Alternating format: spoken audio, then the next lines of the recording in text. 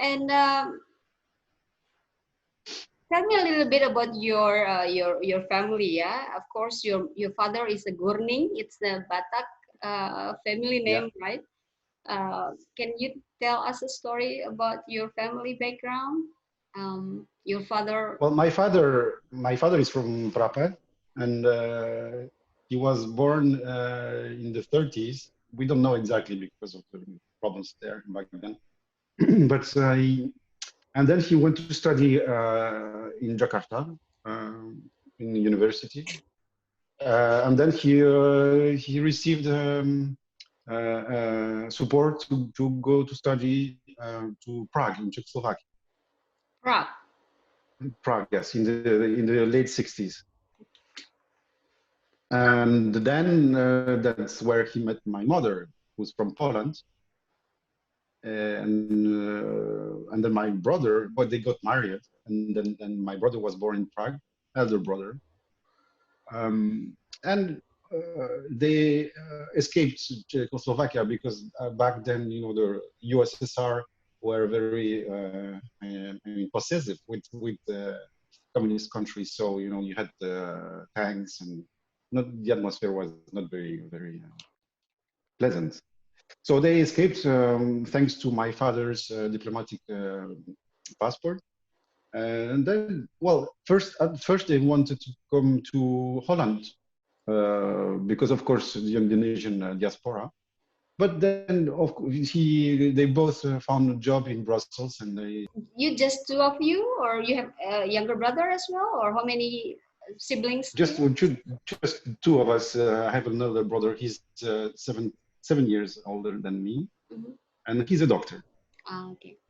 And live in Brussels as well, or somewhere else? Well, not far. It's in Namur, but it's not very far. 1 hour from Brussels. Okay.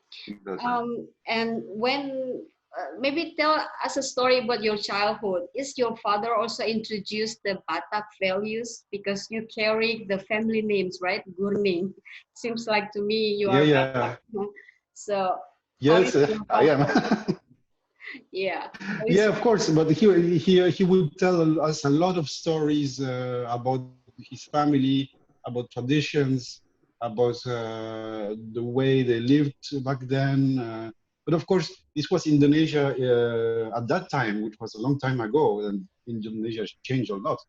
But still, he would tell a lot of stories, and always was very careful to make us proud to be Batak and to be Marga Gurning. So we are very proud to be Gurning. Yeah, I see.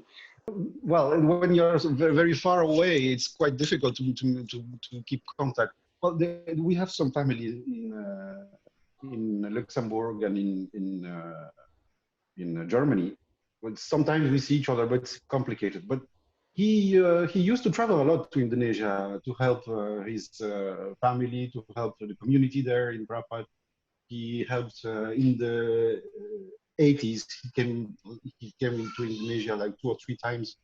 Do you still remember what's your father told you about, like the principle in Batak values that you are practicing until now, maybe? Well, we don't really practice anything because we are not surrounded by the culture, unfortunately. When I came back to Indonesia, I was in Indonesia only once when I was a child. I was like 8 years old, and I remember all the feasts, the ceremonies were very important.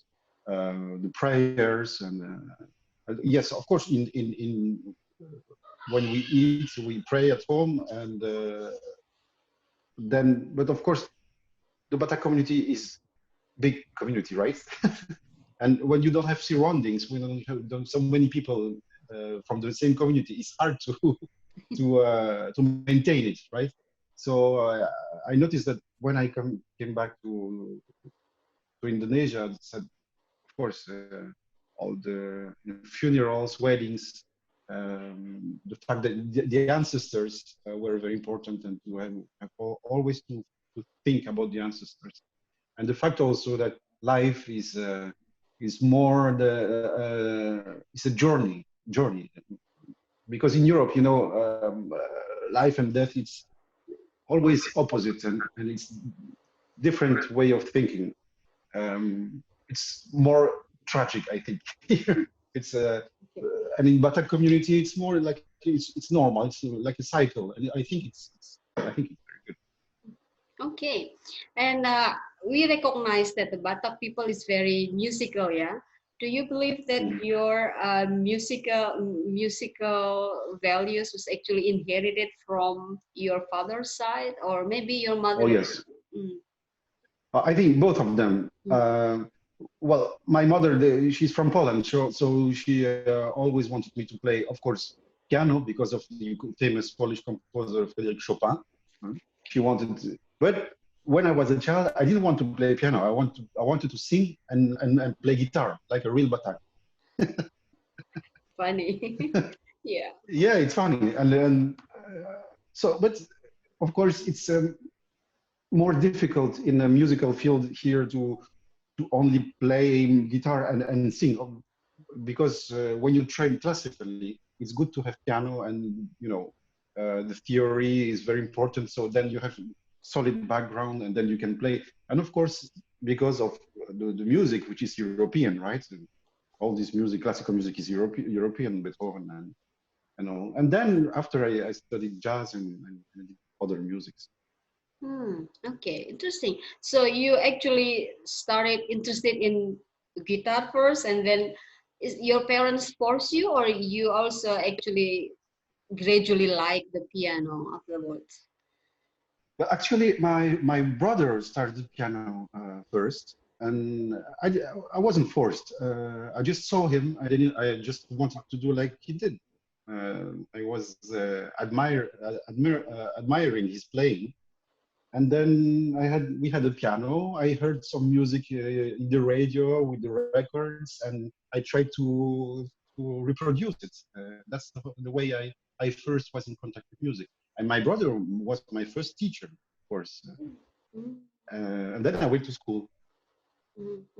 I So wasn't forced. I was when they saw it was serious that I wanted to be a musician. Then my mother was very, very careful with practicing. She always was looking if I was practicing every day. Maybe they found you are talented in the piano, yeah, and then they put you on the school, musical school. Well, they sensed something, but well, they're not really musicians, so they couldn't say if I was really something special or not. But the teachers I had, they met my parents, and they said, "Oh, this kid, he has to play piano. He has to do music because he's talent." Ah, okay. So your teacher was actually the one who figured out that you are a promising pianist in the future. Do you remember what exactly? What age was that? Remember? Was 8 years old. Ah, okay. And since then you are going to school at the special musical school, piano focusing. Well, yeah, I went to normal school and also to musical school. There's no such thing here as a special musical school. You can do normal school, and then you go after lunch. You go to musical school and you practice your instrument. All right. Have you ever thought to have a concert in Jakarta or Indonesia, or have you tried before? I did play in Jakarta. First time was like 3 or 4 years ago. It was in the music school in Jakarta. It was also in Erasmus Center. You know, Erasmus. It's the Dutch. Yeah, the Dutch embassy. Yeah. Yes. And then That's it in Jakarta, I think. Yes, musical school and Erasmus, yes. And then I played in Prapat also with other Batak musicians, yeah. In Ina Prapat, Tel. Yeah, yeah.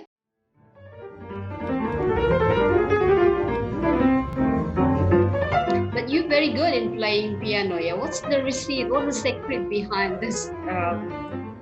Even you're like very good in piano. What's the secret? I don't think there is any secret. The only thing is to practice, like play, enjoy, of course, because if you practice and don't enjoy, you cannot pass the pleasure you have. Enjoy, that's the first thing.